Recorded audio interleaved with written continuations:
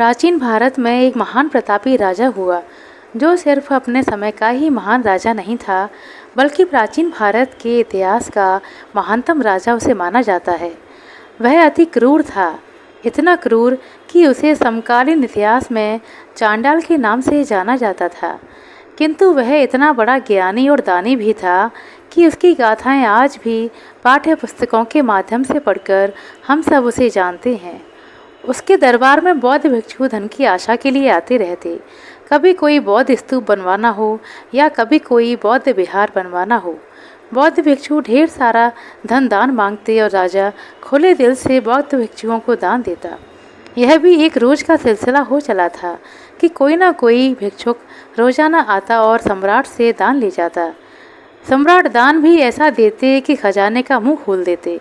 सम्राट का सगा छोटा भाई यह सब देखता और देखकर चिंतित होता। वह तमाम मंत्रियों और सलाहकारों से राजा की इस दान प्रवृत्ति को रोकने का आग्रह करता।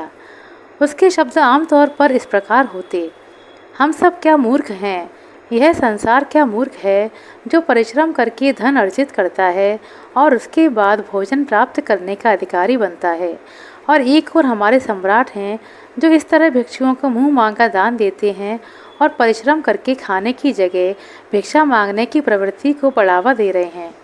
सभी लोग उसकी बातों से सहमत होते, लेकिन किसी में इतनी हिम्मत नहीं थी कि सम्राट के आगे मुंह खोल सके, क्योंकि यह सम्राट कोई मामूली सम्राट नहीं था।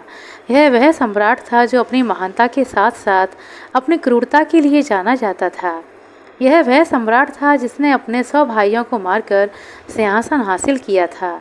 यह वह सम्राट था जिसने दोषियों को दंड देने के लिए धरती पर एक नरक कुंड का निर्माण किया था, एक ऐसे जलते हुए कुएं का निर्माण किया था जिसमें हर समय अग्नि धधकती रहती थी।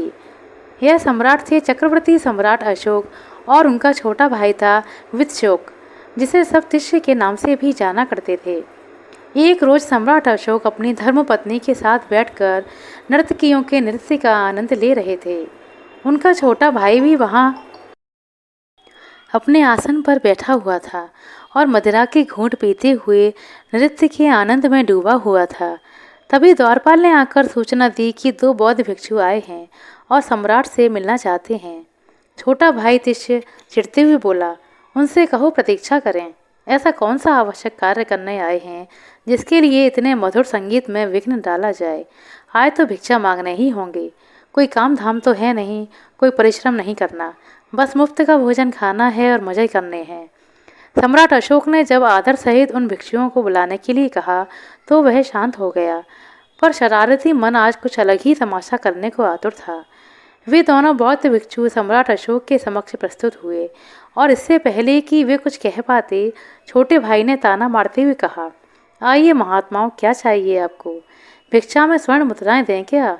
और अगर कम लगे तो अपना पूरा राजपाट दे दें क्या? आप आदेश तो कीजिए, अपने पहने हुए वस्त्र भी उतार कर आपको दे देंगे। सम्राट अशोक ने अपने भाई की इस हरकत को देखा, किंतु उसे अनदेखा करके बौद्ध भिक्षुओं से कहा कि आप तिष्य की बातों का बुरा ना माने, इसके मनोरंजन में खलल पड़ गया है, इसलिए ऐसी बातें कर रहा है। बताइए कैसे आना हुआ आप लोगों का? बौद्ध भिक्षु पूरी तरह शांत थे। तिष्य की बातों से विचलित हुए बिना उन्होंने अपनी बात कही। सम्राट वर्षों की प्रतीक्षा के बाद मठ बनकर तैयार हुआ है, बस केवल आखिरी चरण का काम रह गया है, तो उसके लिए जो धन आपको चाहिए होगा वह आप राजकोष से मांगने आए होंगे। सही बात है, सब खैरात का तो है ही। उन भिक्षुओं की बात पूरी होने से पहले ही तिष्य ने बीच में टोका, तो भिक्षुओं ने आगे सफाई पेश की, महाराज आप सर्वधर्म संभाव में आस्था रखते हैं, इसलिए हम आपको सिर्फ उद्घाटन दिवस पर आमंत्रण देने हेतु आए हैं। धन की हमें इस समय कोई आवश्यकता नहीं है। तिष्य ने फिर से बीच में टोककर कहा, बड़े आश्चर्य की बात है, इतना खुशी का अवसर, तो चेहरे पर थोड़ी मुस्कुराहट लाकर निमंत्रण दो। जब देखो रोनी सूरत बनाकर बातें करते रहते हो तुम लोग। सम्राट अशोक ने एक बार फिर अपने छोटे भाई की उद्दंडता को अनदेखा करके भिक्षुओं को उत्तर दिया, हमें अति प्रसन्नता है कि आपने हमें उद्घाटन समारोह में आमंत्रित किया है, हम अवश्य आएंगे। और वे दोनों बौद्ध भिक्षु वहाँ से चले गए। शाम के समय जब सम्राट अशोक भ्रमण पर निकले, तब भी तिष्य महल में मंत्री राधा गुप्त के साथ बैठकर उन बौद्ध भिक्षुओं का मजाक बना रहा था। मूर्ख कहेंगे, पता नहीं यह लोग इतनी रोनी सूरत बनाकर क्यों आते हैं। इन्हें कोई काम वाम तो करना नहीं, किसी काम में योगदान देना है नहीं, ना कोई राज्य संभालना है और ना कोई युद्ध लड़ना है, ना ही कोई परिश्रम करना है। केवल भिक्षा मांगनी ही आती है और पेट भरना है। उसके बाद भी मूर्ख कहेंगे दुखी रहते हैं। अगर मुझे ऐसा जीवन जीने का अवसर मिले तो मैं खा पीकर मस्त रहूँगा। संसार की सारी चिंताएं पर गई भाड़ में। मंत्री राधा गुप्त ने भी हाँ में हाँ मिलाई। सही कहते हो वित्तचोक, व्यर्थ ही महाराज इन लोगों को अपने मुंह लगाते हैं। महाराज को तो राज का चलाना ही नहीं आता। एक काम करो तिष्य, तुम महाराज के सिंहासन पर बैठो, हम तुम्हें राजा बनते देखना चाहते हैं। तिष्य बोला, अरे नहीं, कैसी बातें कर रहे हो। मैं महाराज के सिंहासन पर बैठने की दुष्टता कैसे कर सकता हूँ, यह तो राजद्रोह होगा। राधा गुप्त बोला, अरे हम कब ऐसा कह रहे हैं कि सम्राट के विरुद्ध कोई विद्रोह करना है।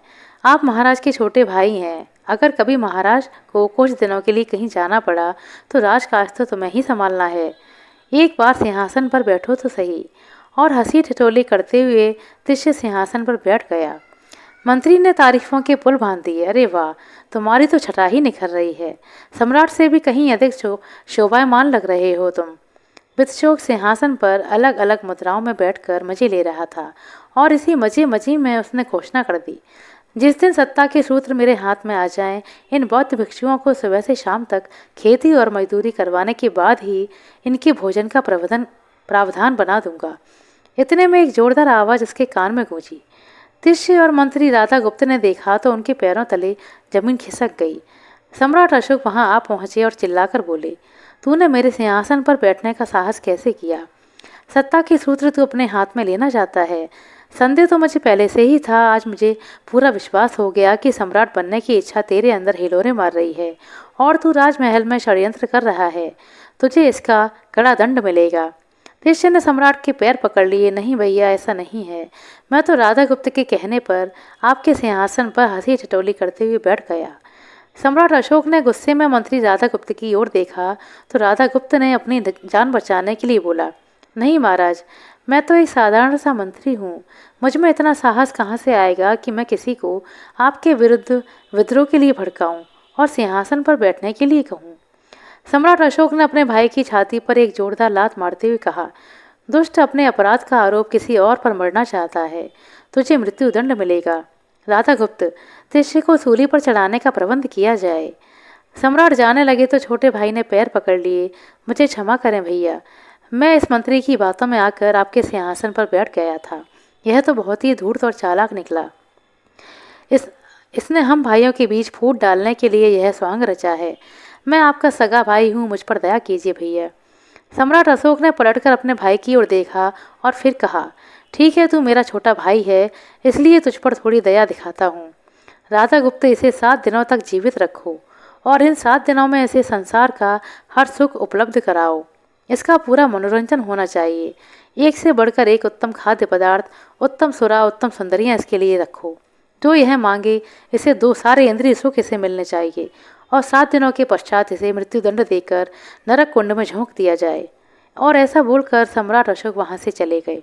उस दिन के बाद हर रोज एक जोरदार घंटा बजता और जोर की आवाज़ गूंजती, आज पहला दिन है। सुबह से शाम तक तिष्य का मनोरंजन होता। नर्तकियाँ उसे नृत्य दिखाती, संगीतज्ञ मधुर मधुर धुन बजाते, गायक उसे नए नए गीत सुनाते। एक से बढ़कर एक स्वादिष्ट पकवान उसके आगे परोसे जाते। अलग अलग तरह की मदिरा उसे पिलाई जाती। किंतु हर नया आने वाला दिन उसे उसकी मौत के करीब लेकर जा रहा था। रोजाना सुबह होती और एक जोरदार घंटा बजता और दिनों की गिनती उसको बताई जाती। आज दूसरा दिन है, आज तीसरा दिन है, आज चौथा दिन है। हर नए दिन का ऐलान तिष्य की आंखों के आगे मौत का अंधेरा लेकर आ रहा था। और इस प्रकार 7 दिन पूरे हुए। आज एक खुले मैदान में तिष्य को मृत्युदंड मिलना था।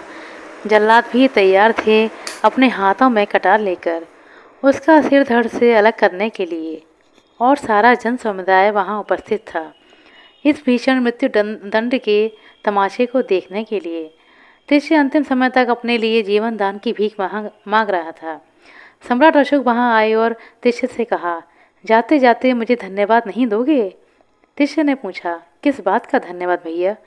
सम्राट अशोक बोले, जो सुख एक मनुष्य अपने पूरे जीवन में नहीं भोग पाता, तुमने 7 दिनों में सारे सुख भोग लिए हैं। भोगे गए उन सुखों के लिए मुझे धन्यवाद तो देते जाओ। शिष्य बोला, जिसके सर पर हर समय सतत मृत्यु नाच रही हो, जिसे हर क्षण आने वाली मृत्यु का बोध कराया जाता हो, वह सुखी कैसे रह सकता है भैया। सम्राट अशोक मुस्कुरा पड़े। उन्हें अपने छोटे भाई पर दया आ गई और फिर उन्होंने कहा, शिष्य फिर जो भिक्षु सतत जीवन की नश्वरता का बोध हर समय करते रहते हों, वे बौद्ध भिक्षु, वे ज्ञानी, वे सन्यासी मेरे दिए हुए दान का कैसे उपभोग कर सकते हैं, कैसे खा पीकर मस्त रह सकते हैं, कैसे भोग विलास कर सकते हैं। क्या उनके लिए कोई सुख या दुख है। मृतशोक की आंखें खुल गईं। उसे समझ में आ गया कि दंड देने का यह स्वांग स्वयं महाराज ने रचा था। वह अपनी भूल की क्षमा मांगते हुए सम्राट अशोक के पैरों पर गिर पड़ा। सम्राट ने उसे गले लगा लिया और वापस महल की ओर ले चले। किंतु उस दिन मृत्यु से साक्षात्कार के उन निर्णायक क्षणों ने सम्राट अशोक के छोटे भाई शिष्य का जीवन बदल दिया। उसने जीवन की क्षण भंगुरता को समझ लिया।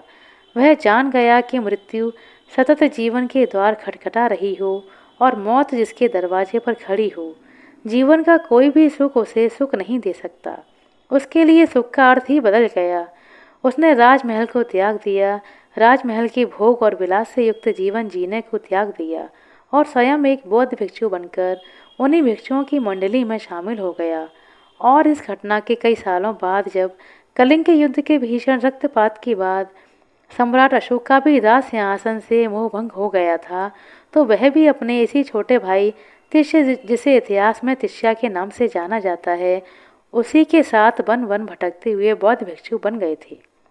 आशा करते हैं दोस्तों आपको हमारे द्वारा सुनाई गई यह बेहतरीन और मौलिक कहानी पसंद आई होगी। कहानी अच्छी लगी हो, समझ में आई हो तो कृपया लाइक कर दें, शेयर कर दें। चैनल पर नए हैं तो सब्सक्राइब कर लें। अपना कीमती समय देने के लिए बहुत बहुत धन्यवाद। मिलते हैं अगले वीडियो में, तब तक के लिए नमस्कार।